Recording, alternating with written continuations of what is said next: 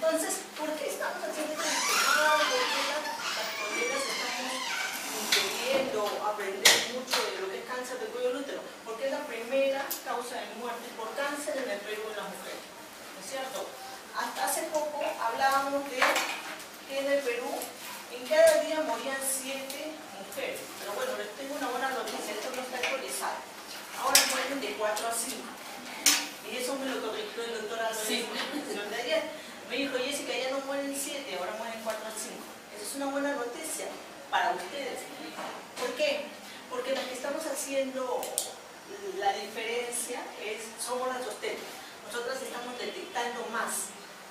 Como estamos detectando más, estamos ayudando a que disminuya. Lamentablemente, principalmente, la disminución es a nivel de Lima y no a nivel de provincia, donde tenemos que trabajar también en lo que es la capacitación, ¿no?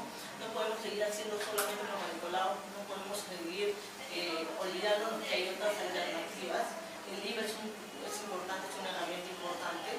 Y bueno, como le dije ayer, las enfermeras están empezando a hacer IVA y uriaterapia en el neoplásico, ¿no? Y nosotros no lo estamos haciendo, no podemos dejar. Muy bien, entonces esa es la primera buena noticia, de 4 a 5 mujeres gracias a la detección temprana, ¿no?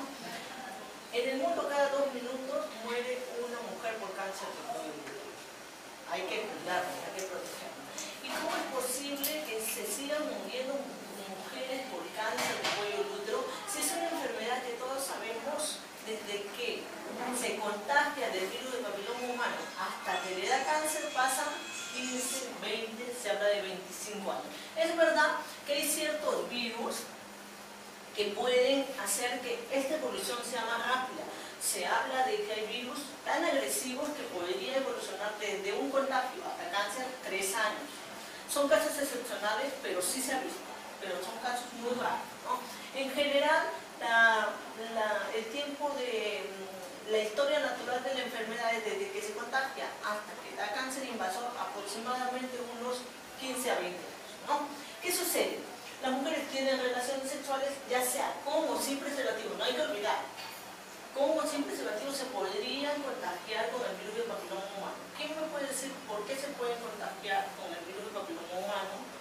Tener contacto con la piel o las mucosas. Muy bien, porque el virus no solamente está en el semen, no solamente está en el pene, no solamente está en el prepulso. El virus del papiloma humano está en todo lo que es la piel de los genitales, internos y externos, ¿cierto? El virus del papiloma humano es epiteliotrópico, le gusta el epitelio, le gusta todo lo que es la piel. Está en los labios mayores, está en los labios menores, está en el escroto, no solamente en vagina y en secreciones. Por lo tanto, una persona con preservativo se puede contagiar del virus del papiloma humano, tanto mujer como varón. ¿Bien? Entonces, el uso del condón proporciona cierto grado de protección. ¿Cómo se puede prevenir? Con la vacunación. Pero ojo, la vacunación nos protege solo en el 70% de los casos. ¿Por qué? Porque el virus del papiloma humano, los oncogénicos no solamente son el 16 y el 18 que están en la vacuna, sino hay otros 12 tipos que también producen cáncer de cuello de útero y no están en la vacuna. Muy bien, entonces, se dice que de 100 mujeres que tenemos relaciones sexuales en alguna vez en nuestra vida, 80 nos vamos a contagiar con este virus. La mayoría nos hemos contagiado. Pero bueno, la buena noticia, la segunda buena noticia es que de todas las que nos contagiamos, de 100 que nos contagiamos por tener relaciones con o sin preservativo, 80 lo vamos a limpiar. 80% de las infecciones por el virus se eliminan espontáneamente. Antes era diferente, antes creíamos que no sabíamos mucho de la historia natural del virus papiloma humano y creíamos que una vez que una mujer se contagia del virus, ya nunca más lo va a eliminar, y eso no es verdad.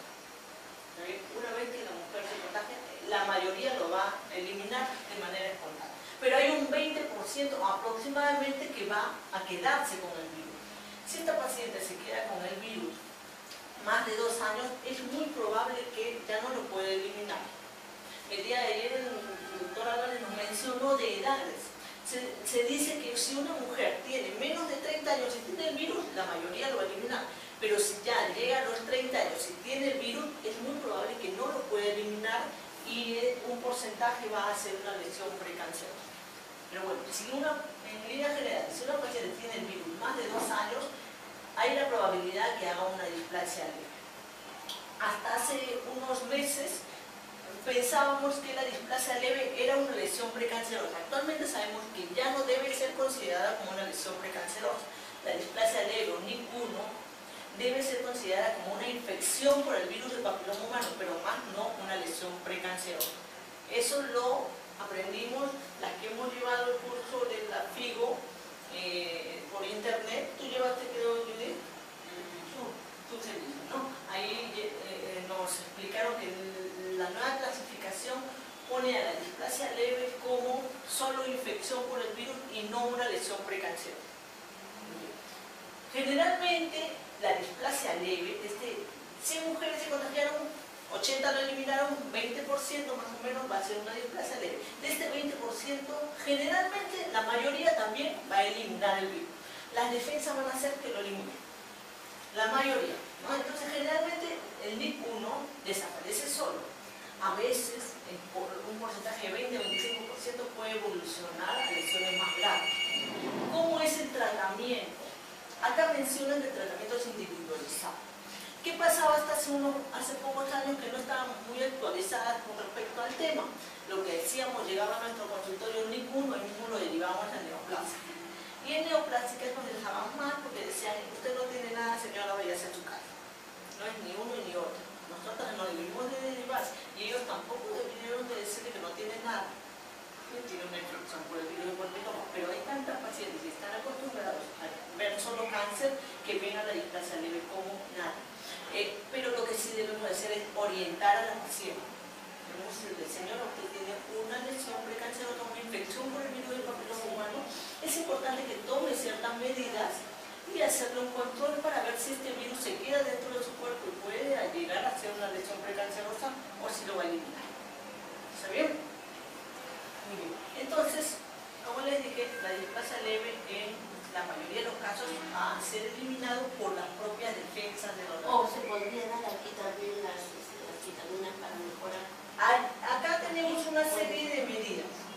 Bueno, ya que Celinda lo está aclarando, bueno, voy a terminar con la idea. ¿Qué podemos hacer con una paciente con NIC1 en nuestro consultorio? ¿Ya? No la vamos a derivar, no la vamos a mandar a su casa, le vamos a hacer controles, pero también le tenemos que decir algo, ¿no? Porque si le decimos, señora, vaya a su casa, tranquila, no le doy ninguna receta, se va con angustia, va a buscar otras opiniones y puede caer en manos inescrupulosas que le pueden querer hacer hasta el territorio. Recomendaciones: si tiene su infección vaginal, tratemos adecuadamente su infección vaginal. Si tiene su cervicitis, tratemos adecuadamente su cervicitis. Si tiene una clamidia o un gonococo, tenemos que tratar las infecciones paralelas bacterianas. Una vez que tratamos la infección o las infecciones, tenemos que reponer sus floradores, ¿no? Los baciloides son muy importantes para mejorar la inmunidad local. Las vitaminas son muy importantes para estas pacientes por dos efectos. Uno, placebo, que ya se va a sentir más tranquila. Y dos, hay estudios que nos dicen que las pacientes con hipovitaminosis A y con la infección del virus del papiloma humano tienen mayor probabilidad de hipovitaminosis y virus de que se quede dentro del cuerpo. Cuando hay deficiencia de vitamina A, hay más probabilidad de que el virus se quede dentro del cuerpo. Entonces, ¿qué debemos hacer? Suplementar con vitamina A. ¿Cierto? Tenemos que dar suplementos de vitamina A. Esos son todos los puntos importantes. Actuar sobre los cofactores. Si la paciente fuma, señora, no fume. Si toma anticonceptivos más de 5 años, hay que evitar los anticonceptivos cuando son más de 5 años en pacientes que tienen una displasia leve o una infección por el virus de papiloma. ¿No es cierto? Actuamos en los cofactores. Si es una paciente que tiene otras enfermedades crónicas, diabetes, hipertensión, tenemos que derivar al médico para que le dé un tratamiento y no permitir que su sistema inmunológico decaiga. Hacer recomendaciones con respecto a la alimentación. Es muy importante reforzar el sistema inmunológico con lo que es importante en la alimentación. Más frutas, más verduras, menos carnes rojas, a la alimentación más sana, ¿no? Todas estas medidas cuando estemos en displasia leve. ¿Y por qué no hacerlo? Las pacientes, y yo lo hago en la consulta, recomendarles la prueba de tipificación del virus. ¿Por qué? Porque si la paciente tiene un NIC1, nosotros no sabemos si este NIC1 es por el 16, si es por el 18 o si es por cualquier otra cosa. O por alguno de los que no son cancerosos, de los que nunca le va a producir cáncer. Entonces, ante una tipificación, yo puedo decirle, señora, usted tiene un poquito más de riesgo si me sale un 16. Es mejor evaluarla de acá a 3 meses. No le digo de 6 meses o un año. Depende de lo que me salga en la primera tipificación. Y eso es algo de lo que vamos a pasar. Buenas tardes. Si tienen alguna pregunta, la van a hacer. Buenas tardes.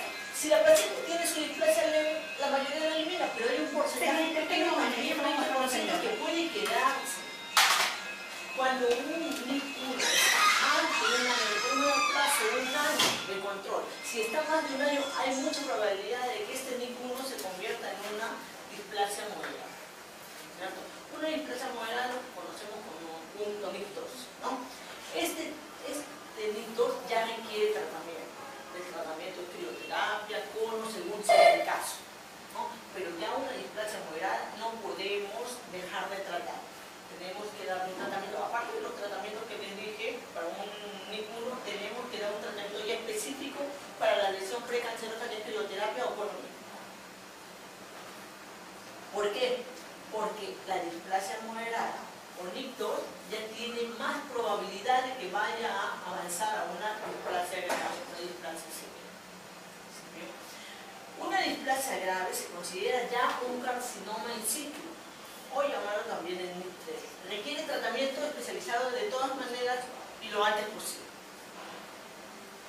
Cuando vemos una lesión, como una lesión acetoblanca, como hacemos en IVA, una lesión gruesa, con bordes bien definidos, por lo general ya estamos hablando de un NIC3. Una vez que la paciente tiene NIC3, pueden pasar promedio de 2 o 3 años para que en su mayoría, es bien difícil la realización de este caso, pero en su mayoría avancen a un cáncer invasor. Una vez que tiene un cáncer invasor, ya tenemos que hablar de 4 etapas: cáncer grado 1, grado 2, grado 3 y grado 4. El único que podemos operar es el grado 1, el único que podemos derivar para que el oncólogo lo pueda operar es el grado 1, a 2, más no. Los demás no se operan, tienen que ser el tratamiento con quimioterapia, radioterapia, está contraindicada la histerectomía. ¿Verdad? Acá, como dice, ¿ven? En etapas avanzadas, a partir de 1B, se requiere ya quimioterapia, radioterapia, y el tratamiento quirúrgico no es el adecuado. Muy bien. Desde el punto de vista histológico, lo mismo que les hablé, pero acá tenemos el epitelio, ¿ven? La membrana basal de tejido conjuntivo, la capa basal, parabasal, intermedia y superficial. ¿Qué pasa en una displasia de bajo grado? Las células están afectadas en el tercio inferior. En el epitelio normal no hay afectación, pero el no afecta a las células superficiales, sino que mediante las grietas penetra e infecta las células de la capa basal. Una vez que se infecta, queda entre 2 años y se convierte en un NIC1 cuando afecta, como les dije, el tercio inferior. Afecta el tercio inferior. Cuando la displasia se vuelve moderada, se queda dentro de lo que se vuelve moderada, quiere decir que el tejido está afectado en los 2 tercios inferiores. Mientras que la displasia severa o NIC3, ya todo el epitelio está afectado. Pero, ¿cuál es la diferencia entre un NIC o una lesión precancerosa y un cáncer invasor?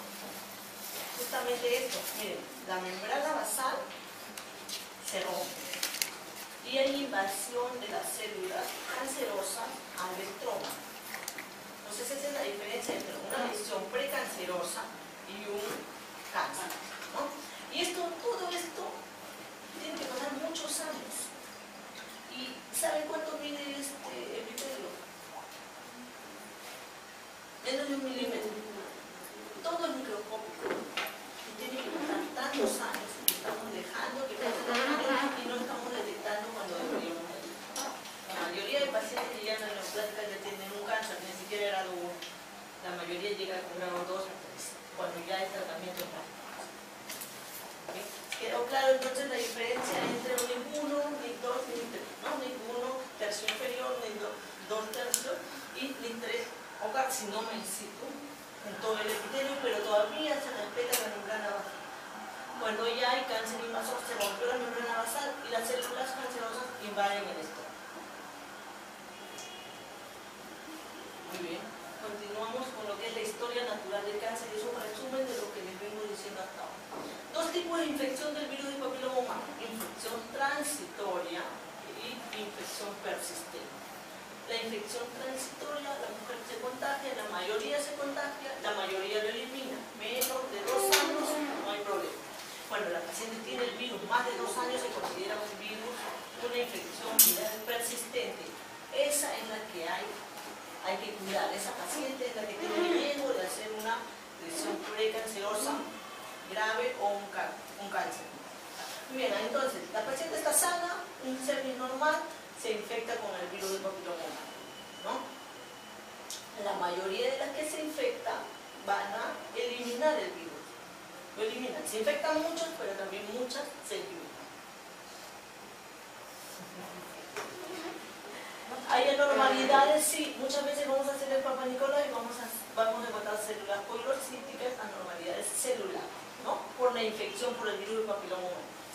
Pero la mayoría de estas pacientes van a limpiarlo. Pocas van a, miren la flechita delgada, pocas van a avanzar a una lesión de alto grado. Cuando ya tienen la lesión de alto grado con un virus persistente, son muy pocas las que van a regresionar. La mayoría, miren esta flecha, es más gruesita, la mayoría va a avanzar hacia un cáncer. Entonces, la historia natural es esta. Muchas se infectan, muchas se enferman, muchos cambios celulares. Hay poca progresión, pero una vez que tienen la lesión de alto grado, ya hay mayor probabilidad de que avance a cáncer y poca regresión. Entonces, hasta ahora estamos viendo el cáncer de cuello de útero es causado por el virus del papiloma humano, ¿cierto? Pero, en la mayoría de los casos, el 99% de los casos del cáncer de cuello de útero es causado por el virus. Pero no todas las mujeres que tienen el virus van a tener cáncer. Es decir, que solamente el 1% de las mujeres que se contagiaron van a llegar a tener cáncer. Son muy pocas de todas las que se contagian. Pero hasta hace unos años llegaba una paciente a nuestro consultorio con un virus de papiloma humano, nos asustábamos nosotras, les transmitíamos a ellas el susto porque no teníamos la orientación adecuada, no teníamos la capacitación adecuada. Ahora sí, una vez que nuestra paciente llega a nuestro consultorio, tenemos que orientarnos adecuadamente con respecto a la historia natural del cáncer. Como les decía, ahora tenemos un mejor entendimiento de la historia natural de la infección. Sabemos que hay muchas infectadas, pero pocas enfermas. La infección persistente, más de 2 años, de uno de los 14 tipos carcinógenos del virus del papiloma humano, es el factor necesario para que haya cáncer. Si no hay persistencia y no hay uno de estos 14, no va a haber problema. Les dejé a las organizadoras las charlas para que no tengan que estar escribiendo. Ya les he dejado para que dice que lo van a quemar en un CD y se lo van a quemar a la hora. Esto lo dejé al inicio.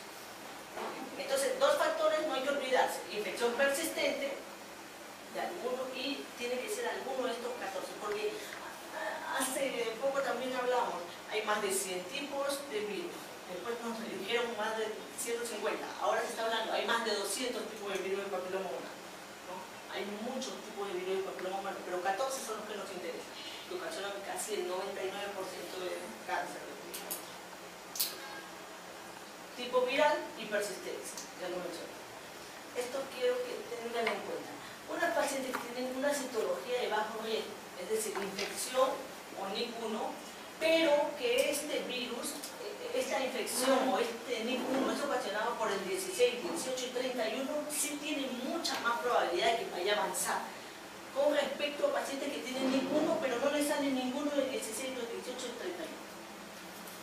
Es decir, tienen su paciente con ninguno, ustedes le hacen su prueba de tipificación, le sale una prueba negativa o le sale que no es el 16 o es el 18, ustedes tienen mucha probabilidad de, con el seguimiento y el tratamiento que les mencioné, la paciente va a regresionar, no va a avanzar. Los agresivos son esos tres.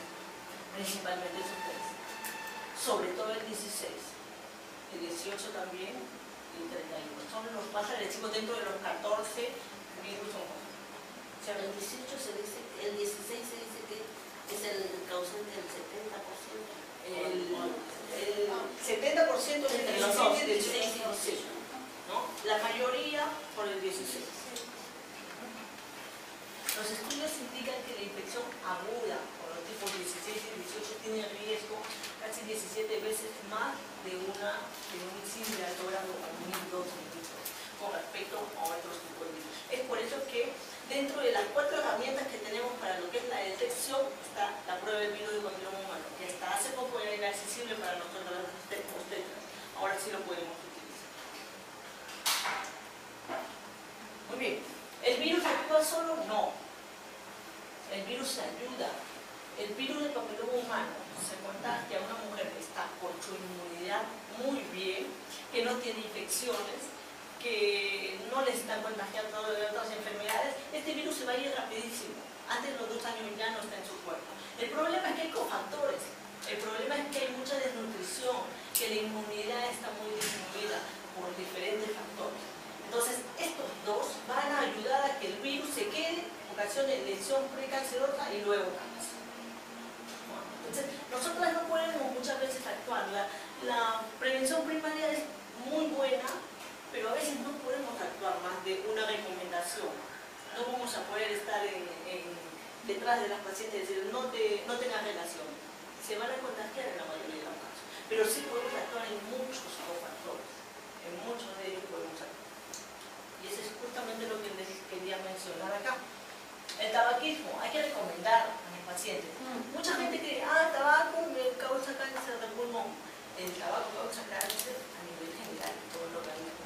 Se dice que las mujeres que fuman tienen una mayor concentración de nicotina a nivel de moco cervical y eso disminuye las defensas a nivel local. Entonces, una paciente con virus de papiloma humano le tenemos que recomendar que elimine el cigarrillo. No solamente que ella fume, sino que los que están alrededor, ¿no? Porque muchas veces el fumar es más pasivo que activo. Las comorbilidades, eso es importantísimo. Considero que últimamente está cambiando, pero hasta hace poco estábamos acostumbradas las obstetras a dar un tratamiento sin saber el factor causal. Me refiero que el tratamiento no lo estábamos dando adecuadamente. A que tratábamos indistintamente la vaginitis con la cervicitis. Que una cervicitis mucopurulenta la tratábamos solamente con óvulos y eso no es así. Ya sabemos que tenemos que tratarlo de manera distinta. Tenemos que saber tratar y diferenciar entre un ectropio y una cervicitis mucopurulenta. Y tratar la cervicitis mucopurulenta como óvulo. Uno de los factores más peligrosos para que se quede el virus dentro del cuerpo es que la paciente tenga clamidia, porque la clamidia perfora el epitelio y favorece que el virus se quede primero. Entonces, si nosotros tenemos una paciente con su clamidia en el cuello del útero o con su gonorrea en el cuello del útero y le estamos tratando solo con óvulos, no estamos eliminando la clamidia y estamos dejando que el epitelio esté debilitado y que el virus se quede dentro. Entonces, a tratar bien las infecciones, a capacitarnos bien en lo que es infecciones, a aprender a detectar y tratar adecuadamente. Otras ITS lo quieren mencionar.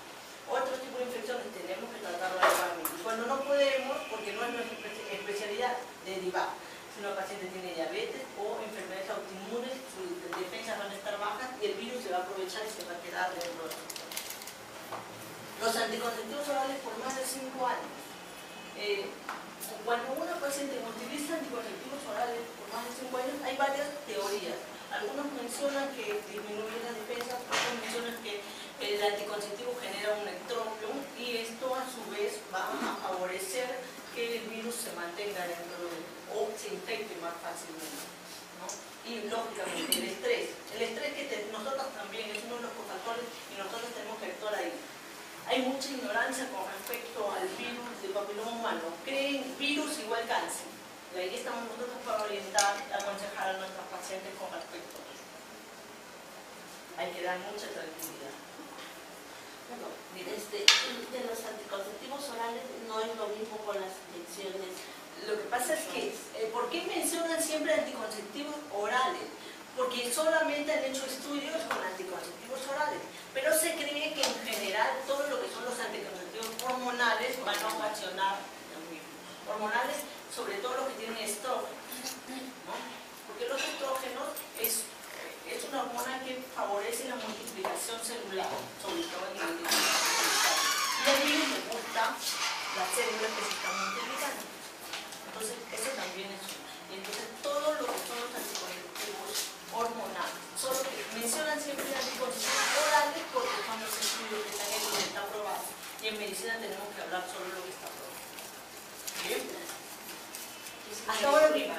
Con respecto al virus, se ha determinado ahora último de que ya no produce, o sea, eso de que las y todo eso, pero se ha determinado que ahora la T de cobre o ya disminuye la probabilidad de tener un cáncer uterino. Con respecto a la T de no se cobre, ha encontrado mucho tiempo, o sea, muchos pacientes con eso. Las pacientes que tienen su DIU, por lo general, van a hacerse su control del DIU.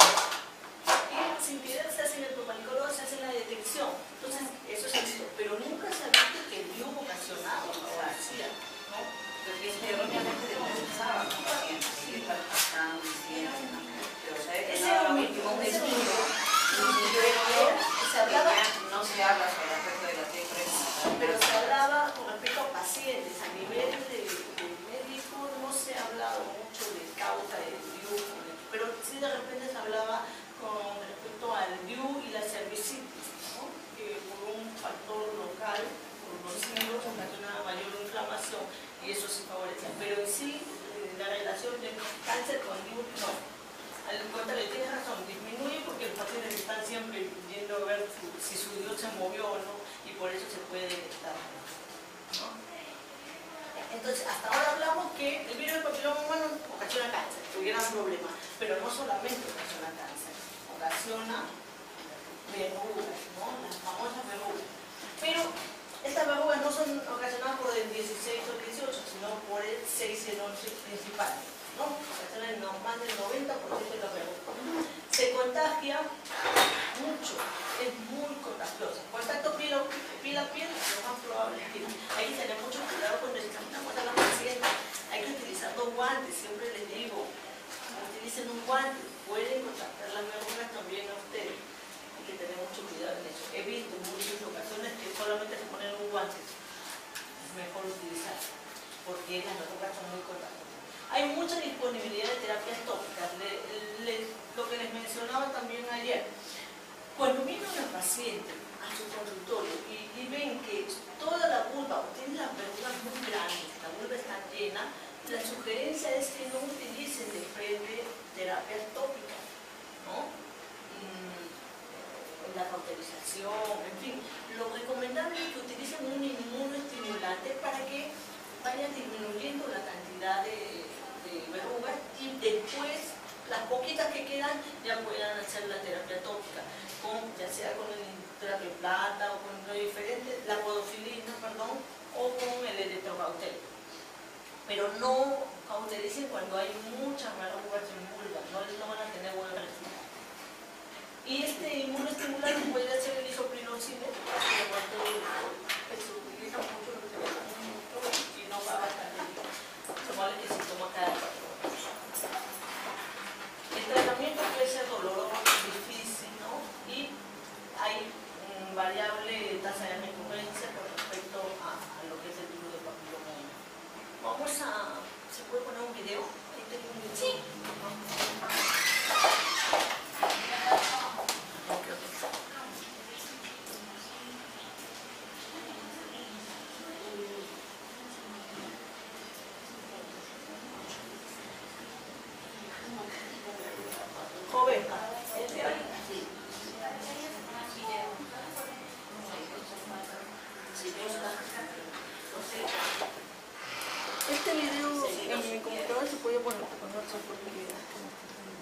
Seguimos en los limpiezas, ¿no? 8 En casos. algunos casos se ha visto de que esto utiliza Mayormente. pero ya los cambios en casa.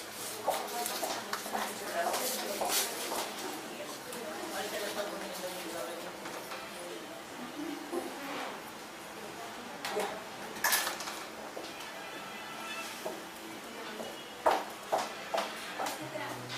Sí.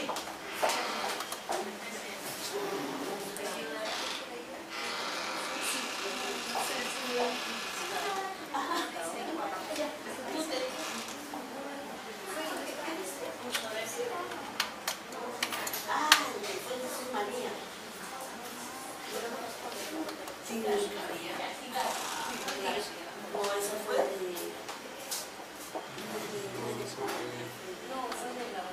Si no, ya en el break lo vas a ver después. Asociación. El chico de tecnología va a ir viendo cómo está con el virus, ¿no? Entonces, prevención primaria. ¿Qué es prevención primaria? Evitar de que las personas se contagien del virus del papiloma humano, ¿no?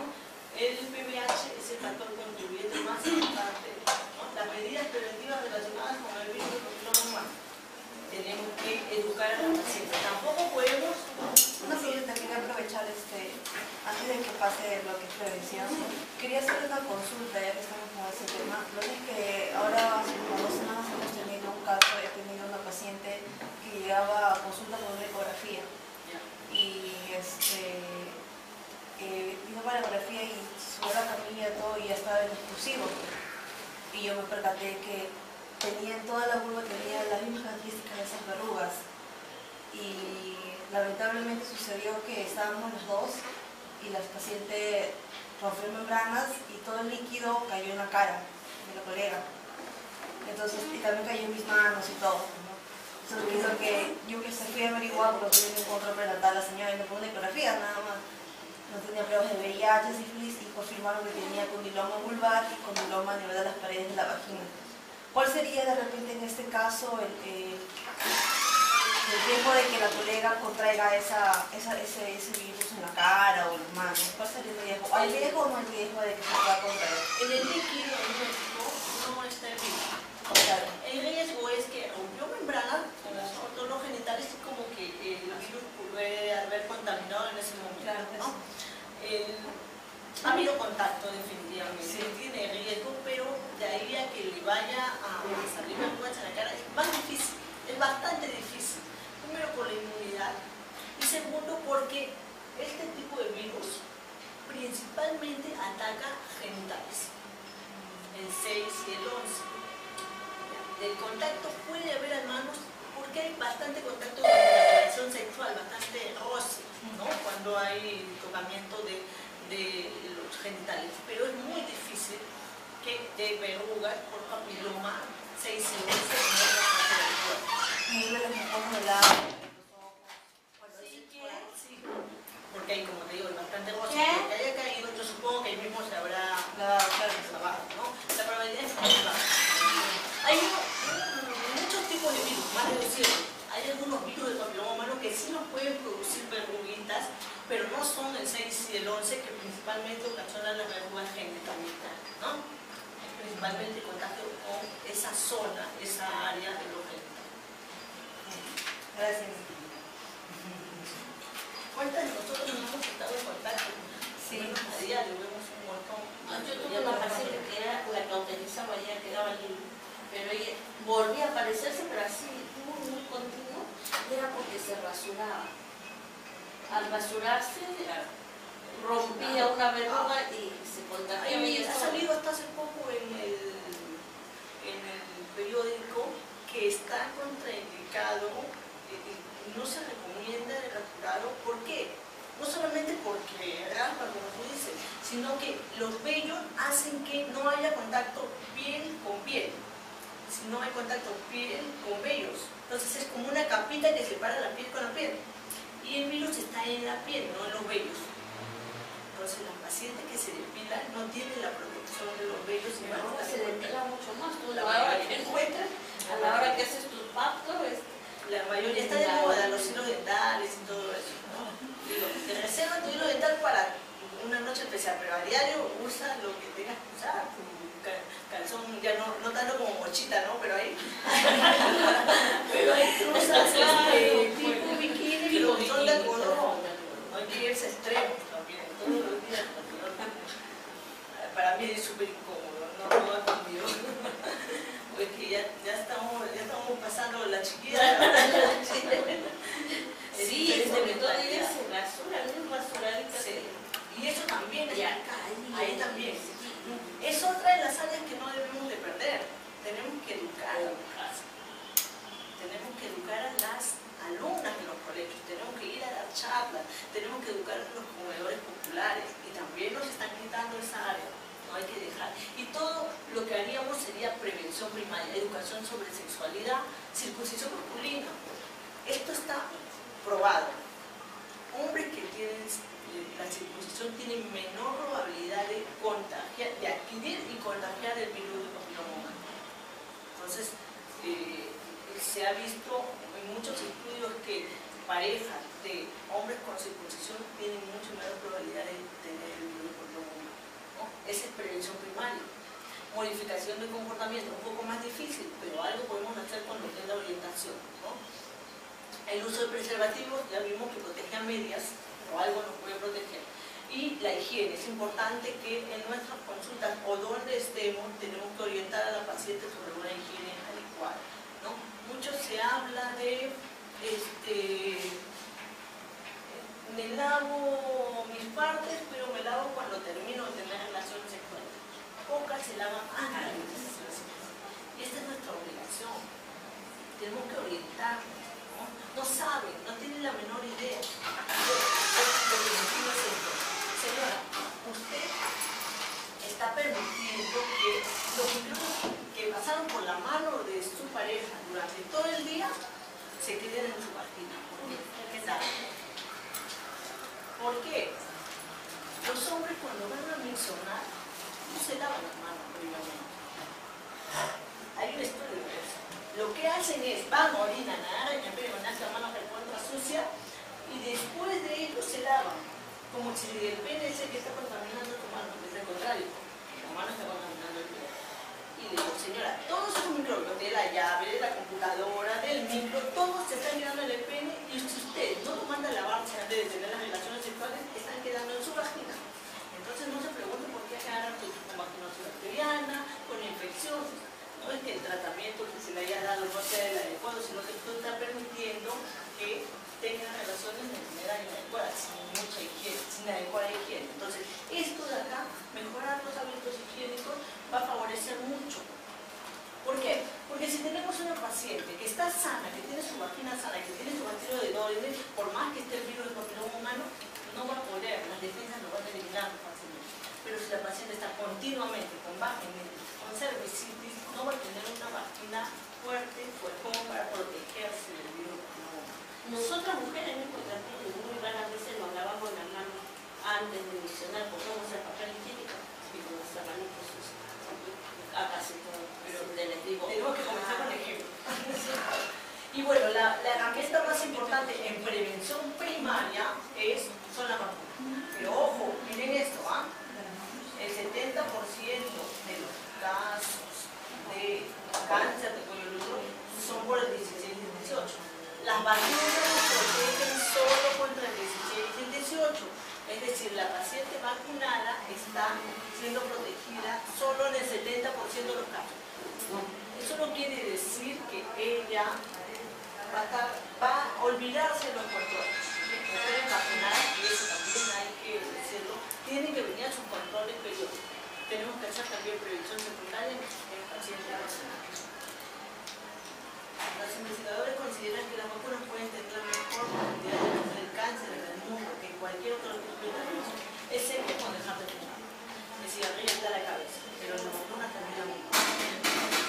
Bueno, ahí ayer me preguntan que si la mujer clarifica y ya no tiene el papilomavirus, o sea, le sale negativo ya en el segundo control, ¿puede vacunarse? Entonces digo que sí, pero ¿hasta cuántos años la mujer? Lo que pasa es que tengo varios pacientes que tienen entre 36 y 38 años, quieren vacunarse, pero algunos de que las vacunas deben ser aplicadas entre 9 y 13 años promedio. ¿Por qué? Porque lo que te dije hace un rato, los estudios que se han hecho es con mujeres de esa edad. Y se ha visto que a medida que vacunas a las mujeres de mayor edad, la respuesta inmune es menor. La puedes vacunar, le va a proteger, pero no va a ser la respuesta de tan buena, la inmunidad no va a subir tanto como en una niña de 13 años, que no haya sido nunca expuesta. Ahora, una mujer que se contagia del virus y lo elimina, ¿va a generar defensas? ¿Va a generar una inmunidad? Se ha visto también que la respuesta inmunológica por una infección natural por el virus del papiloma humano, porque la mayoría no tenemos eliminado, ya estaremos como que todas vacunadas. No, se ha visto que la infección natural no genera la respuesta inmunológica como la vacunación. La vacunación genera una mayor cantidad de anticuerpos contra el virus del papiloma humano con respecto a la infección natural. Esa es la diferencia.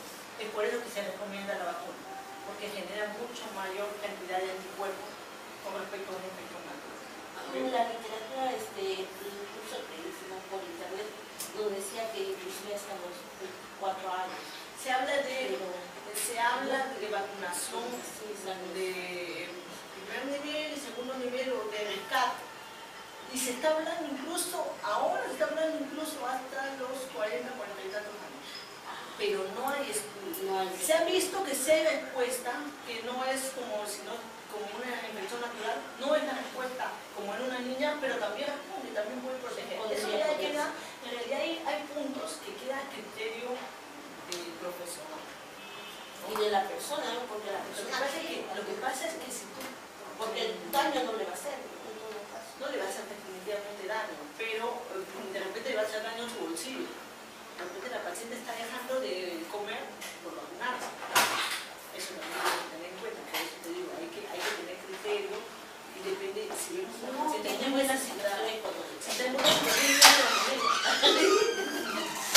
si tenemos una pierdo con vacunarse, ¿no? Pero si es una paciente con la que la mayoría de nosotros trabajamos, a ver si vamos bien, de repente,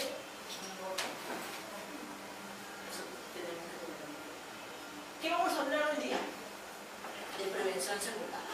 Hice una pequeña introducción para dar tiempo de vamos a hablar de prevención secundaria. Vamos a hablar de Papa Nicolau, vamos a hablar de infección visual con ácido acético, de infección visual con rubor y las pruebas de identificación del virus del papiloma humano.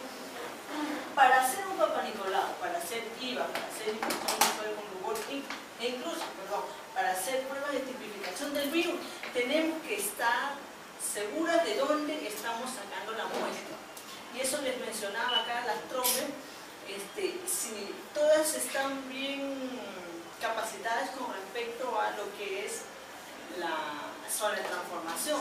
Todas tenemos que conocer al pie de la letra lo que es la zona de transformación. Entonces les voy a hacer unas preguntitas rapiditas para ver si saben muy bien o tenemos que hacer un repasito con respecto a lo que es la zona de transformación. ¿Ya? A ver, ¿quién quiere levantar la mano?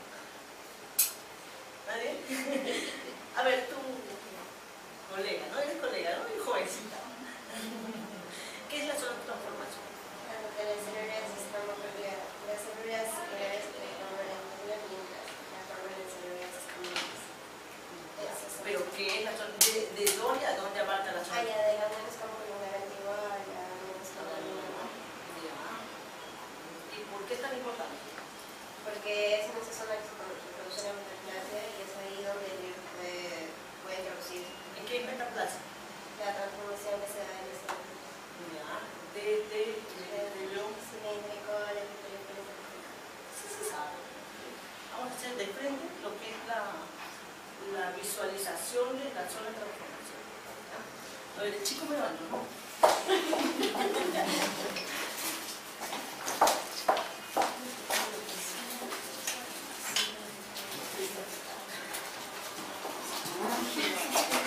Sí, que sabe porque tú les has explicado. No, ya hemos llevado la clase.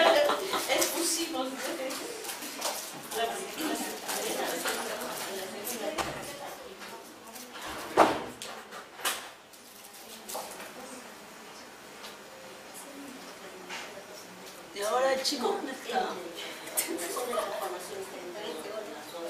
Lo voy a llamar ya para que me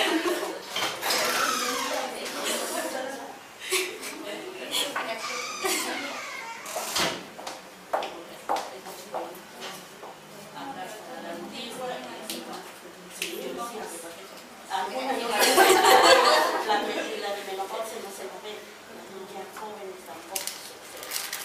En Alames no se explica. Yo también por la primera vez. Pero sí tiene. Siempre van a tener sus años.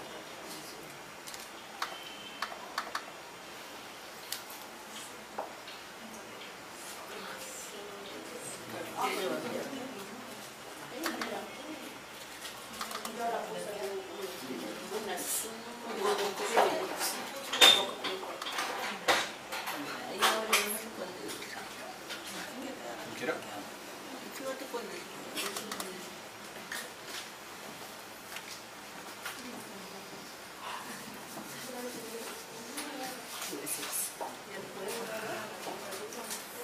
Tengo que entrar.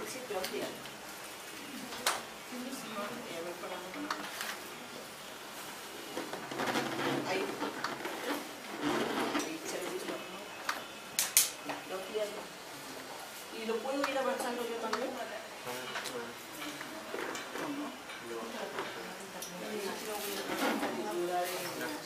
¿No se puede?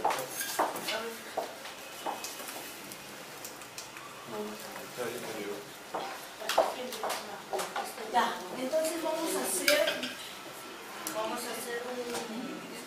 un repaso de lo que es el ser normal. Vamos a ir viendo diferentes etapas de la transformación. Como ya saben, en la parte teórica diferente a preguntar, ¿no? A ver, aquí te voy pasando. Me vas a señalar dónde está el epitelio escamoso, el que siempre fue el epitelio escamoso. Adelante.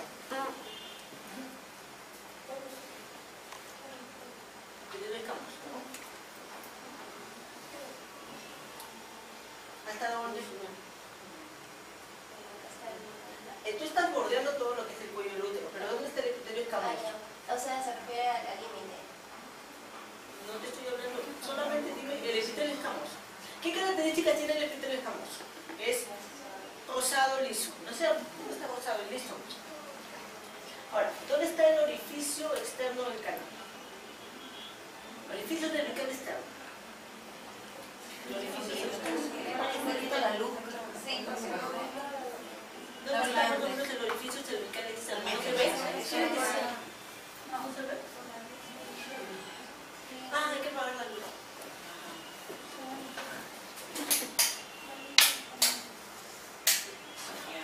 ¿Está mejor? El orificio cervical externo está acá, ¿no? Que tiene su boquita. Ya, y la siguiente ahora. Sí, va a pasar. Ya. No, pero está señalando. Ya. Ah, dime, no, yo estoy hablando más a ver, acá. Todavía no retrocede. Ahí no. En esta imagen, vamos a ver, ¿dónde está el epitelio escamoso? El que está liso. Pero de ¿dónde está el epitelio escamoso? Muy bien, ¿qué característica tiene el epitelio escamoso? Rosado y liso. ¿Y dónde está el epitelio glandular? Todo, ¿no? Epitelio columnar como racimos de uva pequeños. Muy bien. Entonces, si este es un epitelio escamoso y ese es el epitelio glandular, ¿dónde está la unión escamo-columnar? La unión escamo-columnar. Muy bien. Ahorita lo voy a ver. Miren, lo que les mencionaba. Miren, epitelio escamoso. ¿Me escuchan de ahí? Sí. Epitelio escamoso. Epitelio columnar. ¿Está bien? Y la unión escamo-columnar. Hasta ahí estamos, ¿no? Sí, sí. ¿Mouse inalámbrico sí hay? Ahora vamos a ver unas imágenes de Tropium, ¿ya? Pasen el puntero, por favor. Ojo, quiero que quede muy claro esto.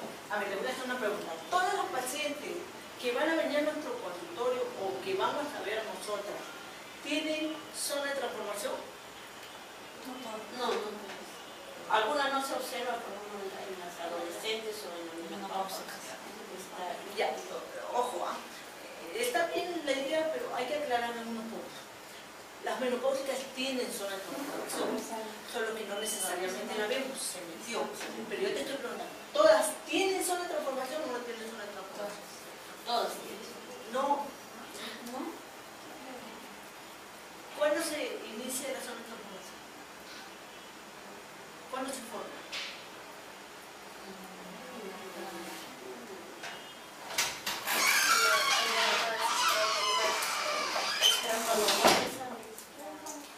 ¿Cuándo?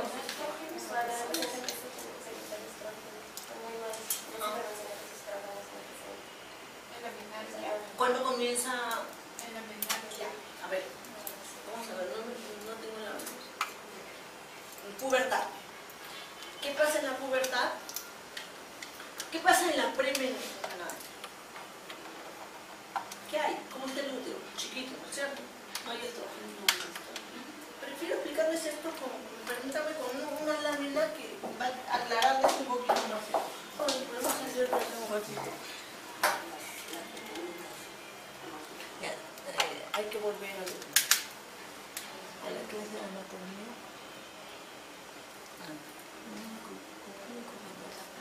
Solamente uniones para coordinar, ¿no? No, solamente uniones para coordinar.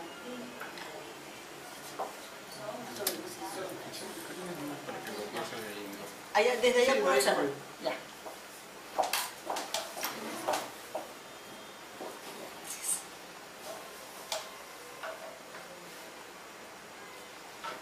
Eso sí puedo adelantar. Sí. Puedes llamarlo. Sorry.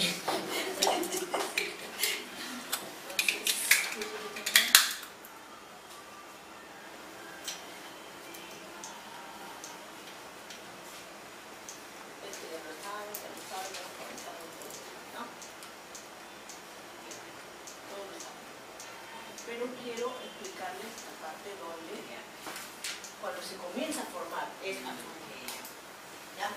El útero prepuber. El útero prepuber tiene su epitelio glandular de una sola capa y tiene su epitelio escamoso. O sea, el útero prepuber es pequeño porque no hay estímulo estrógeno. En la vagina, el epitelio escamoso de una mujer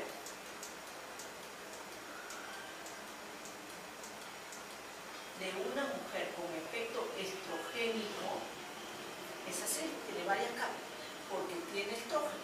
Cuando hay estrógenos, las células superficiales predominan. Cuando hay progestágenos, las células intermedias predominan.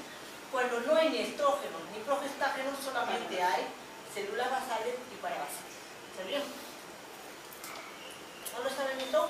¿Puedes volverlo a ver? Entonces tengo que comenzar desde cero. No, esa parte. Rapidito, ¿ya? Ya. Porque si voy a estar retrocediendo así vamos a demorar más. Vamos a comenzar de cero y hacerlo rápido porque es básico para aprender todo lo demás. Vamos a hablar entonces de lo que es cuello del útero. El cuello del útero, lo que menciona, orificio cervical externo, orificio cervical interno y canal. Ese es otro corte del cuello del útero, porción supravaginal, vaginal y porción infravaginal.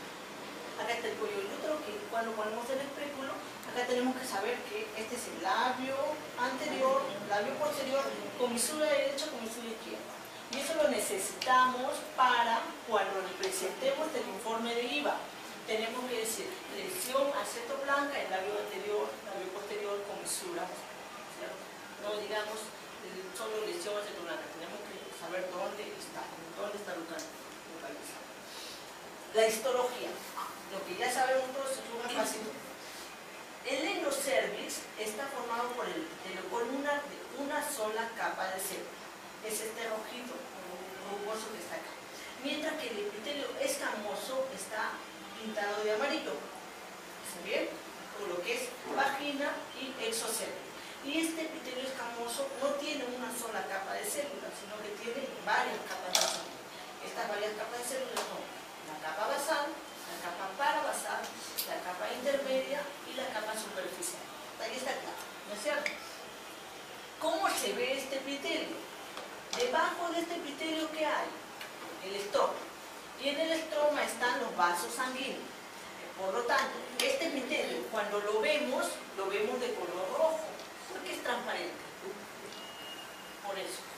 Mientras que este epitelio, cuando lo observamos, ponemos el espéculo y observamos, desde la línea amarilla, lo vamos a ver rosado. Entonces, en el cuello útero vamos a tener dos tipos de epitelio. Un epitelio que lo vamos a ver rosado. ¿Y por qué lo vemos rosado? Porque tiene varias capas y no es tan transparente. Acá están los vasos sanguíneos, pero no es tan transparente, por eso lo vemos rosado. Es este epitelio de acá. Mientras que este epitelio de acá, que antes, hace muchos años, las obstetristas, no ustedes las jovencitas, sino nosotras, le llamábamos herida. ¿Por qué creíamos que era una herida? Cuando ahora sabemos que simplemente es un tipo de epitelio que lo vemos rojo porque es delgadito. Ojo, hay pacientes que tienen endocervix con cervicitis. Ese es otro asunto. Una cosa es ectropion, que vemos el epitelio rojo normal con ojo transparente, y otra cosa es que tenga cervicitis. Ese es otro tema. Muy bien, hasta ahora estamos. Mujer con epitelio escamoso, epitelio glandular, y esto de acá, ¿cómo se llama? La unión escamocortical. ¿Estamos de acuerdo? Eso. Lo mismo que le digo. 4 estratos, membrana basal, parabasal, intermedia y superficial. Pero ¿de qué va a depender? Todas las mujeres tienen su vagina así gruesita. ¿De qué va a depender de que la mujer tenga las 4 capas o que tenga 2 capas o que tenga una capa? Del efecto estrogénico. Cuando hay estrógenos, este epitelio está gruesito. ¿Han notado la diferencia entre ponerle un espéculo a una mujer joven y una mujer mayor que ya no tiene efecto estrogénico? Cuando le ponemos el espéculo a una mujer que no tiene efecto estrogénico, le estamos poniendo el espéculo a un epitelio que solamente tiene células basales y parabasales, un epitelio delgadito que al mínimo roce sangra. Mientras que una mujer jovencita, por el efecto estrogénico, no solamente tiene células basales y parabasales, sino también intermedias y superficiales. Todo este epitelio está gruesito, está bien protegido, está bien. Otra de las cosas que tienen que tener en cuenta, las células intermedias y células superficiales son las únicas células que tienen glucógeno, mientras que las células basales y parabasales, así como las células glandulares, no contienen glucógeno. ¿Está bien? Seguimos entonces. Esto ya lo sabemos, las características de cada uno de los epitelios. Miren, el epitelio escamoso, superficie lisa, el color es rosado. Cuando echamos la solución salina, cuando echamos ácido acético, sigue siendo rosado.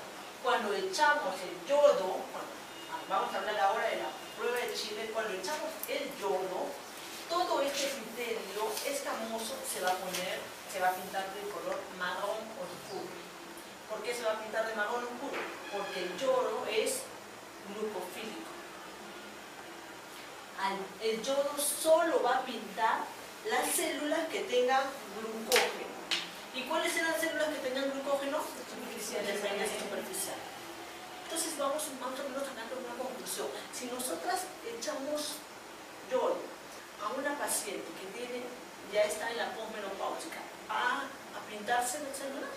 No, porque solamente hay células basales y parabasales. Entonces la prueba de Chile no nos va a ayudar prácticamente a una mujer que tiene ya la posmenopausia. ¿Qué hace el ácido acético en estos epitelios? En el epitelio escamoso no le hace mucho, pero cuando echamos ácido acético, la unión escamocolumnar se va a pintar de blanco, y ese es un proceso normal. ¿Bien? Es normal que la única columna epitelia. Ese es el efecto del ácido acético. El epitelio glandular se ve rojo porque es una sola capa de células y esta parte de acá, el electroma es rojo, porque están en los vasos sanguíneos. Tiene una sola capa, tiene secreción de moco transparente, tiene papilas y endídulo. Están sus papilas y sus endídulos, ¿no? Cuando echamos solución salina al epitelio glandular o columnar, se va a ver rojo, intensamente rojo. Va a aparecer una herida, por eso antes lo llamábamos herida. Pero cuando le echemos el ácido acético, lo normal es que este epitelio columnar se ponga blanco. Es normal que el epitelio, cuando ustedes echen el ácido acético, se ponga blanco. No se asusten. Esto tampoco lo copien porque también se los he dejado lo que es anatomía para que hagan un traspaso. Entonces, y cuando echemos el yodo al epitelio columnar, ¿qué va a pasar? ¿Va a captar el yodo? ¿Se va a pintar? No. ¿Por qué? Porque las células glandulares no tienen yodo. ¿Está bien? Esta vemos la prueba de Chile. Pero ojo, eso ya les digo después en la prueba de Chile. El moco sí se pinta, lo voy a explicar más adelante. El efecto del ácido acético en el epitelio glandular. Les mencioné, cuando echamos ácido acético al epitelio escamoso, se mantiene casi todo rosado, pero cuando le echamos ácido acético al epitelio glandular, se va a poner blanco. Eso es normal. No consideren un IVA positivo a un blanqueamiento del epitelio glandular. Dentro del primer minuto se pone blanco. Después llegan los 2 minutos y de nuevo tiene que estar rojo. ¿Ya? No consideren, por favor, la mayoría de las veces comenzamos a hacer IVA y vemos el epitelio glandular bien blanco cuando echamos el ácido acético, pero no esperamos los 2 minutos. Acá al minuto es normal que esté blanco. A los 2 minutos vuelve a ser rojo. Miren cómo se ve el epitelio escamoso en un microscopio electrónico y cómo se ve el epitelio cilíndrico. Muchas cosas. Hasta acá estamos. Tenemos el cuello del útero con un epitelio escamoso, un epitelio glandular y la unión escamo-columnar. Todavía no estamos hablando de la zona de transformación. Y ahorita les voy a decir por qué. Esto es lo mismo. Esto es lo que pasa. El epitelio glandular en una mujer prepuber, como el útero está pequeño, está bien metido en el canal de los cervical, mientras que el epitelio escamoso está en el exocervix y en vagina. Pero ¿cómo estará este epitelio escamoso? ¿Cuántas capas celulares tendrá en un útero prepuber o en una mujer prepuber? Tiene las células basales y parabasales, no tiene intermedia superficial. ¿Tendrá vacío de Goldberg? No tiene vacío de Goldberg. La prepuber. ¿Verdad? Pero ¿qué pasa en la pubertad? Comienzan a aumentar los ovarios, comienzan a producirse y comienzan a producirse los estrógenos. ¿Qué pasa con el útero? Comienza a aumentar el tamaño. Y por lo tanto, por un factor exclusivamente mecánico, el endocervix o el epitelio glandular que estaba por dentro comienza a salir, comienza a evertir. Solamente por un factor mecánico, por crecimiento. Crece, no hay espacio y comienza a salir. Esto es lo que pasa. Miren.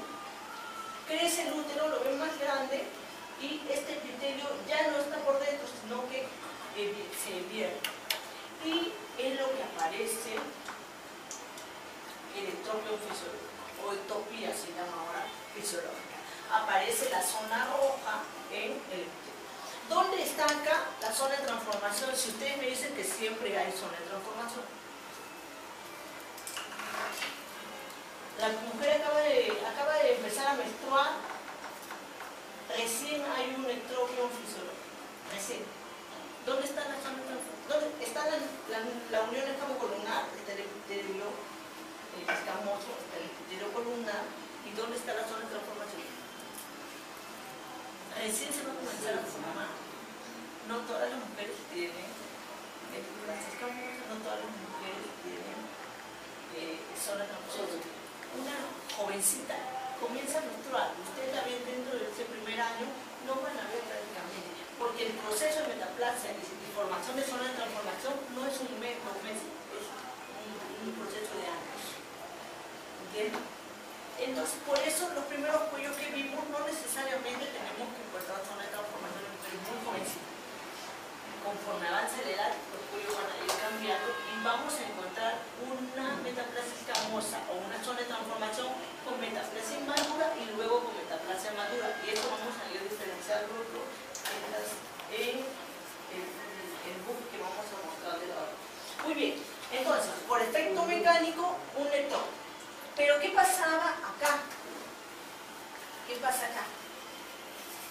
¿Se acuerdan que acá no había bacilo de Doyle y solamente había 2 capas de células? Ahora, ¿cuántas capas habrá? 4. Ahora están las 4 capas. Por lo tanto, va a haber glucógeno. Cuando hay glucógeno, van también a aparecer los bacilos de Doyle. Es ahí donde la vagina, que era neutra, se va a comenzar a convertir en una vagina ácida. Entonces, ¿qué pasa acá? Tomen atención en esta parte de acá. Este epitelio que tiene varias capas, se engrosó, no le interesa si el pH es ácido o es alcalino. Está contento porque tiene su protección. Mientras que este epitelio solamente tiene una capa. Como tiene solo una capa, no le favorece el pH ácido. ¿Qué trata de hacer este epitelio? Transformarse. Muy bien. Se va a comenzar a metaplasiar. Dice, yo no quiero que el pH ácido me afecte. Por lo tanto, yo no voy a hacer de una sola capa. Voy a hacer de varias capas. Me voy a metaplasiar. Me voy a transformar de una sola capa a varias capas. Eso es lo que sucede. Por eso comienza a ver el proceso de metaplasia escamosa como un mecanismo de defensa del epitelio glandular. ¿Se entiende? Entonces, eso es lo que pasa. Eso es simple. Mecanismo de defensa del epitelio glandular. Como que está expuesto. ¿Cómo? Como se está exponiendo. Claro, lo que pasa es que se está exponiendo a un pH que no estaba acostumbrado. Como reacción, todo el cuerpo es sabio. Lo que hace es defenderse. ¿Y cómo se defiende? Multiplicando sus células, transformándose de una sola capa a varias capas celulares. ¿Muy bien? Entonces, eso es lo que les he dejado en el disco que van a quemar. Todo lo que la explicación, incremento de los estrógenos, eversión del epitelio glandular. Los estrógenos hacen que el pH de la vagina disminuya. Estos cambios son bien tolerados por el epitelio poliestratificado, pero el endocervix no está acostumbrado, por lo tanto genera la metaplasia escamosa. ¿No? ¿Y qué es la metaplasia escamosa? El cambio de epitelio. Aparece entonces, ahora sí, aparece la nueva unión escamo-columnar. Cuando antes solamente teníamos epitelio escamoso, epitelio glandular, unión escamo-columnar, ahora sí va a haber una nueva unión escamo-columnar, por lo tanto una zona de transformación. ¿Está bien? Ahora sí, eso era lo que quería aclarar para ya pasar al book. Son cosas que ya...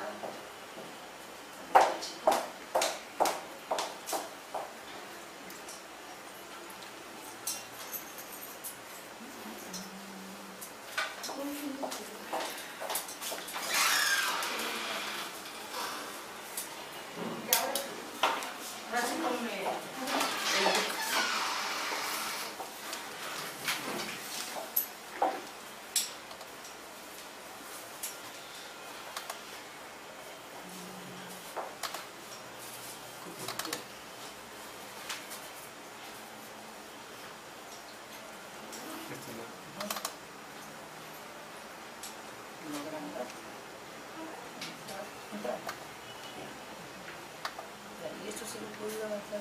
Sí, pongamos. Mira. Y ahora sí, te toca a ti.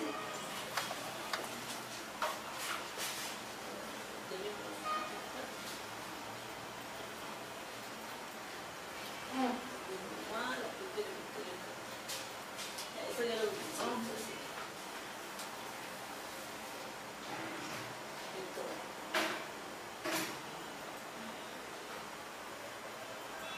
Todavía no estamos hablando ni viendo preguntas para todas.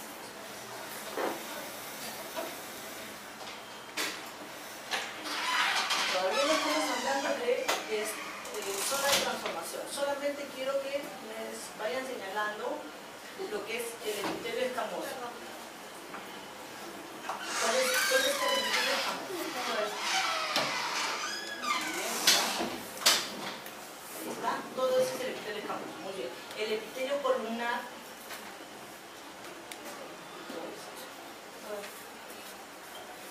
¿No? Ahí está el epitelio columnar. Orificio cervical externo. ¿Está? Y unión escamocolumnar. A ver, bordéame bien. Muy bien. Está fácil, ¿no? No necesariamente la paciente tiene zona de transformación. Puede ser que sea una jovencita que recién ha empezado a menstruar, por eso tiene su epitelio escamoso, su epitelio glandular y su unión escamocolumnar. ¿Está bien? Ahora vamos a ver otro trópico. ¿Quién pasa el día? A ver, por favor, señálame. El epitelio escamoso. Bien, miren. Todo el epitelio. El epitelio columnar. Bien, el epitelio columnar. El orificio cervical externo. Bien. Y la unión escamocolumnar.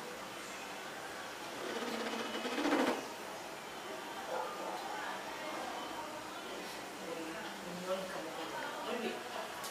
Ahora sí, vamos a pasar a ver procesos de metaplasia. ¿Ya? Imágenes del proceso metaplásico para formar la zona de transformación. Vamos a ir avanzando en edad.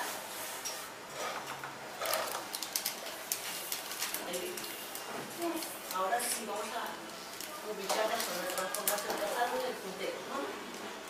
Epitelio escamoso, que siempre fue epitelio escamoso.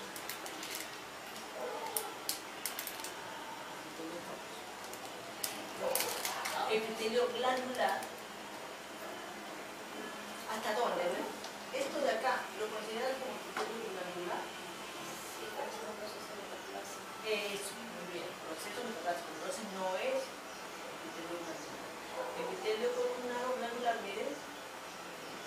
Unión escamocolumnar antigua.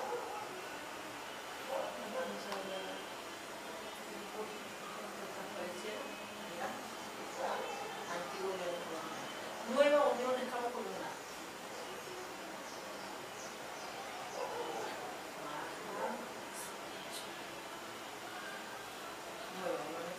Por lo tanto, ¿dónde está la zona de transformación? Toda la zona de transformación. ¿Ah? Muy bien. Otro fue un metaplasia. Vamos a ver. Epitelio escamoso original, que siempre fue epitelio escamoso. Ahí está. Epitelio glandular. ¿Ese es glandular? El epitelio, muy bien, el epitelio glandular es el que está más abajo y está intensamente. Unión escamocolumnar antigua.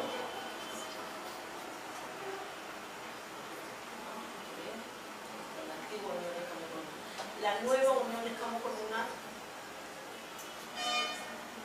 Pero ¿no te parece que ahí hay metaplasia? No está considerando esto. La nueva unión escamocolumnar. Claro. Claro, si este era el epitelio glandular, la nueva unión escamocolumnar. La unión escamocolumnar actual. Miren. ¿Y por qué vemos esta tonalidad y esta tonalidad? ¿Por qué vemos esto más blanco? Eso, porque hay grados diferentes de metaplasia dentro de la zona de transformación. Hay metaplasia madura e inmadura, ¿cierto? Zona de transformación. Mira. Se origina en la periferia. Los diferentes tonos de color blanco indican los diferentes grados de madurez del epitelio metaplasia. Metaplasia madura y metaplasia inmadura. Otro cuello. A ver.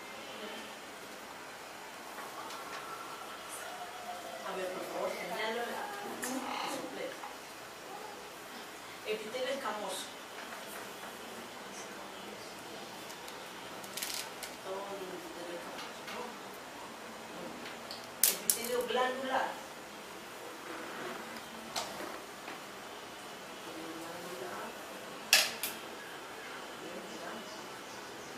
Acá mencionan algunas lagunas de epitelio glandular. ¿Dónde están las lagunitas de epitelio glandular?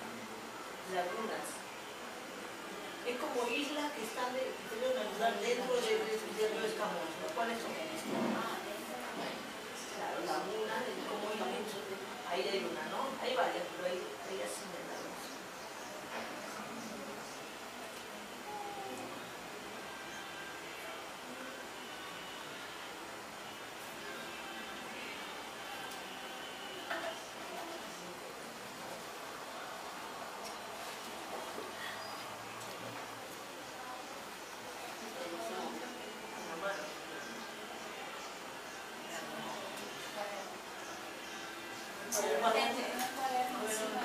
¿Me prestarían un cuaderno?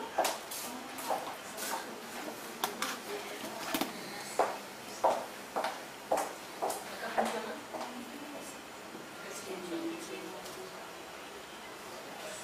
La laguna del epitelio glandular. Laguna del epitelio glandular. Orificio cervical externo.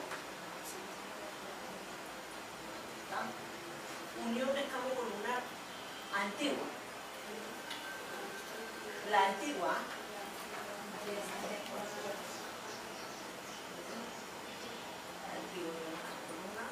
Y la nueva unión escamo-columnar.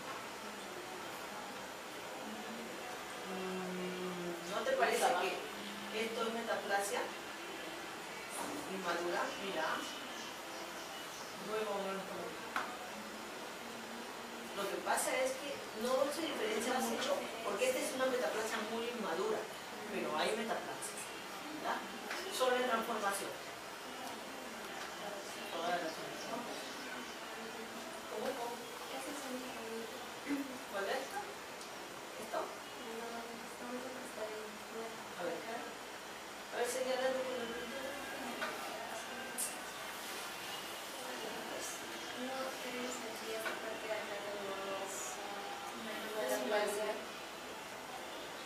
A mí me da la impresión de esto de acá. Tengo que reconocer que siempre me preguntan lo mismo, ¿no? ¿Qué diferencia habría entre esto y esto? Porque acá no hay metaplasia y acá sí hay metaplasia.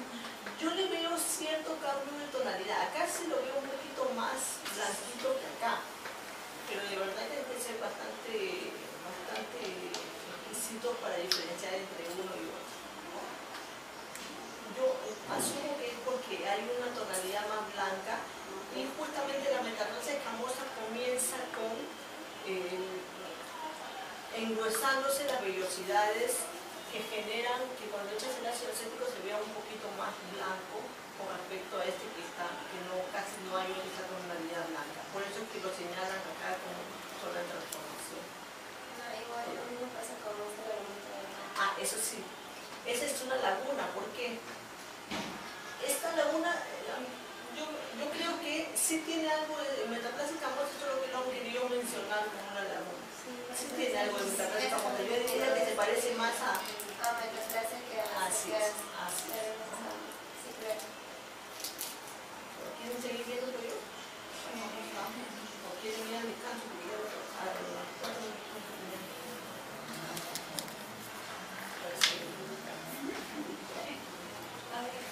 antes tienes que hacerlo. A ver, hacemos unos 3 más, ¿ya?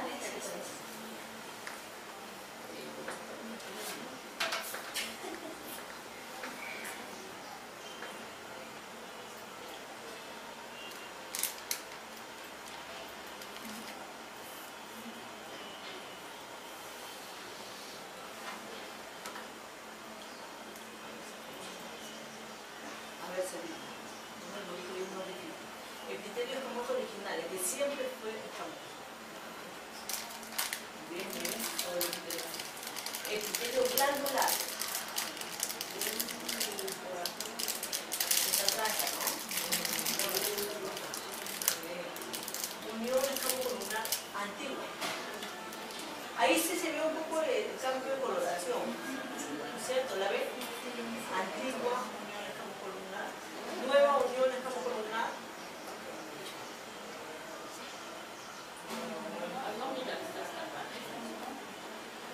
menciono porque acá hay metaplasia. Lo que pasa es que, claro, por lo que acá hay laguna, dicen que hay una laguna, un pulmón, un epitelio pulmonar, que me parece que también hubiera metaplasia, ¿no? Y todas las zonas transformadas. O sea que si una metaplasia parece viva, no marca, podemos considerarlo como una zona como positivo. No, la metaplasia escamosa siempre te va a dar una tonalidad de blanco y tú tienes que diferenciar lo que es, no vas a poder diferenciar entre una metaplasia escamosa inmadura y una lesión de bajo grado, pero sí tienes que saber diferenciar a qué vas a considerar IVA positivo, que se debe considerar un IVA positivo cuando tienes un blanco ultra grueso, que por lo general es a partir de un NIC 2 para arriba. Es muy difícil con el IVA diferenciar si es una metaplasia escamosa inmadura o un NIC 1. Es imposible.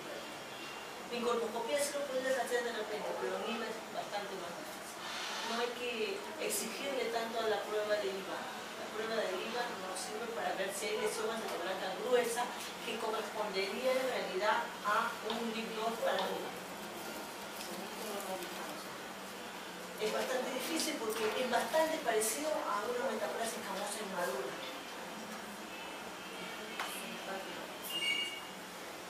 Y bueno, cuando llevé el curso de neoplática, lo que dijeron, nosotros no queremos que ubiquen NIC 1, nosotros queremos que ubiquen NIC 2 para arriba. Así que por eso estamos enseñando.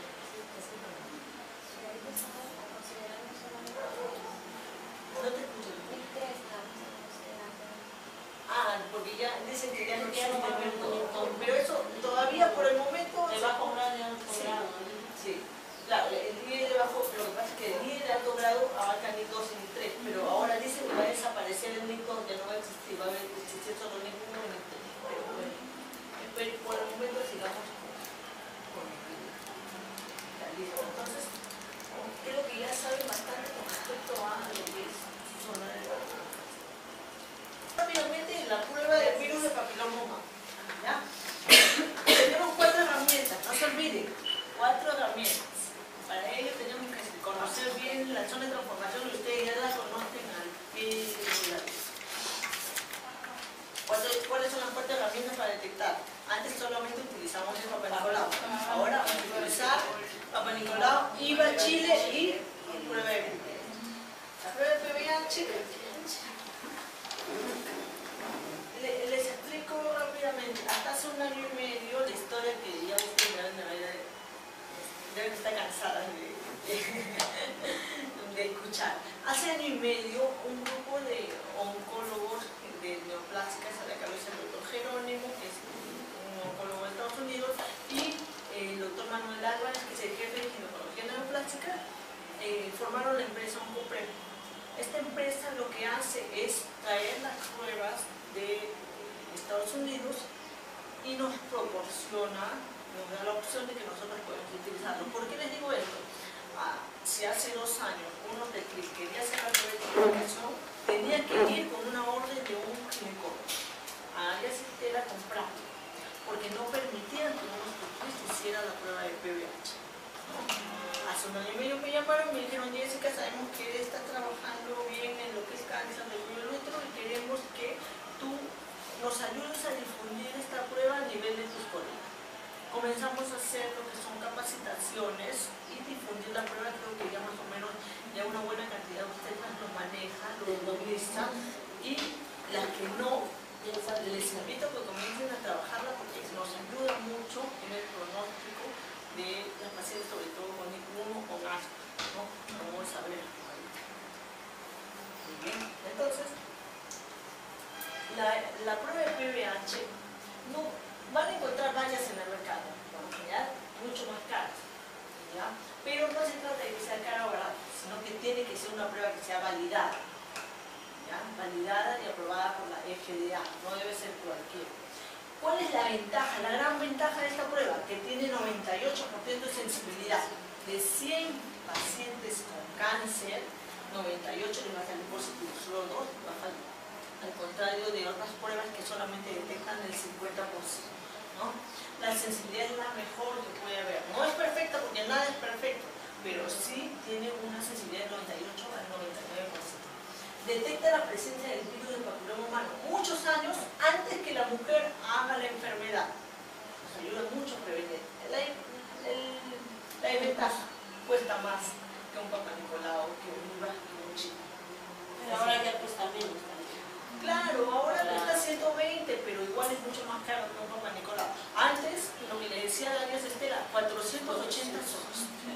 Y tenías que ir a buscar, ir a buscar al doctor Lee, por favor, deme la orden para ir a comprar comprar con 480 soles. ¿Cuánto le podía cobrar a la paciente?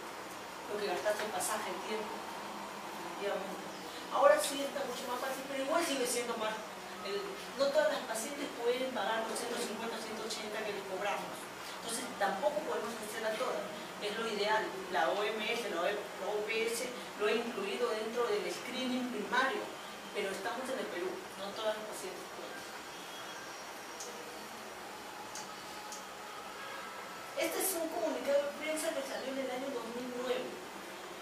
Roche lanza el nuevo sistema automatizado de laboratorio para pruebas con certificación del virus del papiloma. Hay otras pruebas que sirven para clamidia y para gonorrea. Nosotros utilizamos la del virus del papiloma. El nuevo sistema COVAX 4800 está diseñado para aumentar la eficiencia de los laboratorios y la utilidad clínica. Ese es un comunicado de prensa de 2009 para todo el mundo. Estaban informando que salía esta máquina COVAX 4800 para hacer detección de papiloma, clamidia y semencia. Actualmente, ¿a quiénes recomendamos? A todas mujeres mayores de 25 años que hayan tenido relaciones sexuales. ¿Por qué dirán ustedes, por qué 25 años si podemos encontrar, y a veces encontramos pacientes con 23, 19 años, ¿no? Porque por lo general se dice que desde que una paciente tuvo relaciones sexuales hasta que le va a dar cáncer pasan 15 a 20 años. Por eso se dice 25 años. A veces no sucede, pero la gran mayoría de mujeres que tienen el virus lo van a tener por muchos años y después van a ser enfermas. Toda mujer mayor de 25 años, que ustedes me mencionan. Pero yo tengo una paciente que inició relaciones sexuales, no inició, que la violaron a los 5 años. ¿Qué voy a hacer con esta paciente? ¿Voy a esperar a los 25 años para que ya tenga su cáncer? No, tenemos que individualizar. En general, si una paciente empezó con relaciones sexuales de 16, 17, sí podríamos esperar quizás hasta los 25. Pero hay que hacer una adecuada historia clínica para diferenciar. Una paciente que tiene una vida sexual activa, que tiene parejas esporádicas toda la semana, que se van a sus fiestas, le encuentran a un muchacho y tiene relación, sí podemos hacer la excepción. El factor de riesgo hay que hacer la historia y ver quiénes son las que tienen más riesgo. Las chicas están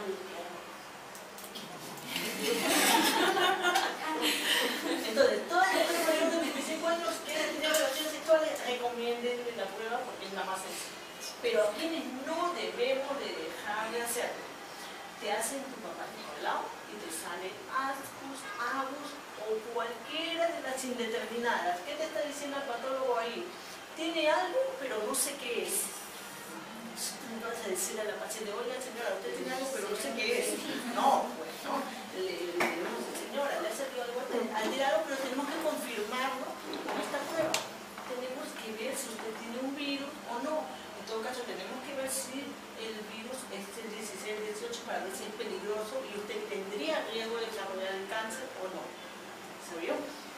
Cuando tienen un Papá Nicolau con lesiones de bajo grado, es decir, cuando le sale su Papá Nicolau con virus de papiloma humano, o sea, células con coilocitos, o cuando tiene la paciente en un NIC 1. Les mencioné al inicio, las pacientes con NIC 1 no las deriven, no las manden al ginecólogo, a la plástica, no, traten a ustedes en su consultorio con todas las medidas que hablamos al inicio y hagan el prueba de PVH. Cuando se le resuelve esa tipificación en lo que es una, ya o haciéndole una biopsia, también hay. Yo prefiero, y es una opinión personal, prefiero que cuando, yo siempre hago IVA a todas las pacientes, ¿verdad?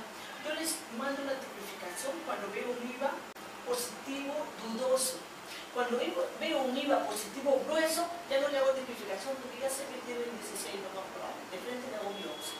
Pero si veo un IVA positivo que yo no sé si eso no es, ahí sí les mando.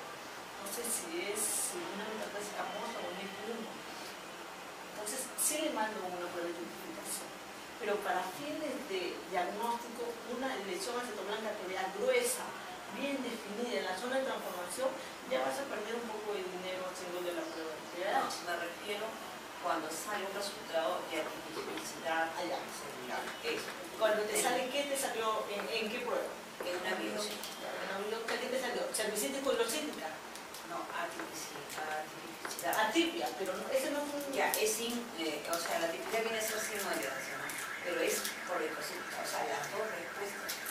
No te entiendo. Ya. ¿Qué te ha dicho el patólogo que sale en tu biopsia? No sale ni uno en esa zona, sino una tipicidad por leucocítica. Y cuando hicimos... ¿Te refieres a cervicítico y locítica? Hay colocito, ya. Claro. Y cuando hicimos nosotros la tipificación salió el NIC2. Es que lo que pasa es que es mucho más sensible, incluso más sensible que la biopsia.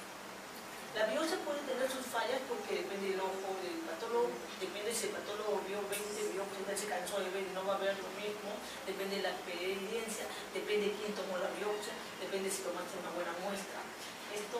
Se toma la muestra mucho más fácil. La tecnología es a nivel de Estados Unidos, es automatizado, entonces es más sencillo. ¿Ya? Pero hay que saber a quiénes, porque no vamos a gastar a la mujer con la paciente ahí, lo que realizamos nosotros en ese aspecto es certificar que no tenga 16, 18. Claro. Ah, tú suponías que era un NIC 1 y por eso le hiciste la prueba. No, era un NIC, suponía que era un NIC 1 o NIC 2. Entonces, ¿qué pasó? No nos mandamos a hacer la ratificación, Eso pasa. y salió que era ya un NIC 1. Pero, ¿qué pasó? De que la paciente queríamos certificar que no sea un... Claro, y eso pasa muchas veces cuando hacemos biopsias, nos quedamos, yo antes hacía muchas biopsias, he hecho muchísimas biopsias, pero me quedaba así con cólera, porque la mayoría me salía cervicítico y locítica. Ya lo chequeaba con ese diagnóstico, ya sabía que tenía colocito, ya sabía que tenía virus, no me sirve para nada, no me sirve para el pronóstico. En cambio, saber si es 16, 18, alto riesgo o negativo, sí me sirve. Ahí sí yo voy a saber si esta paciente tiene riesgo de desarrollar o no el cáncer. Entonces, por eso, no se la pasen haciendo biopsia. Tienen que seleccionar qué paciente le conviene más una biopsia y qué paciente le conviene más una prueba de tipificación. Lesiones gruesas sí hagan biopsia de todas maneras, ¿no? O machos atípicos, definitivamente. Entonces, esa es mi recomendación en cuanto a quiénes tenemos que hacer el test. ASUS, AMUR, colocitos o PBH, NIC 1, ¿no? En pacientes con su IVA positivo, pero lo que le dije, IVA positivo dudoso, muy positivo, muy grueso, ¿no? Muy grueso, ¿no? Van a encontrar cuando comiencen a hacer IVA muchos dudosos. Y esos dudosos les va a ayudar mucho la prueba de tipificación. En el seguimiento, ojo, tienen una paciente con NIC 2, NIC 3, le hacen su tratamiento, le hacen su crioterapia o mandan a hacerle su colon. 6 meses después del tratamiento tienen que hacerle una prueba de tipificación, ¿cierto? La forma de saber si tu paciente ya está bien, ya tiene mucho menos riesgo de desarrollar, de volver a ser un NIC, es con la prueba de tipificación. ¿Por qué? No solamente con la prueba, no solamente al hacer la crioterapia del colon, estamos eliminando la lesión precancerosa. Se dice, sobre todo la crioterapia, que genera una reacción inflamatoria a nivel local que aumenta las defensas. Y esas defensas aumentadas facilitan la eliminación del virus del cuerpo. ¿Saben? En otras palabras, tu cono o tu crioterapia no solamente te va a ayudar a sacar el NIC de ahí, sino a eliminar el virus de su cuerpo por un aumento de inmunidad.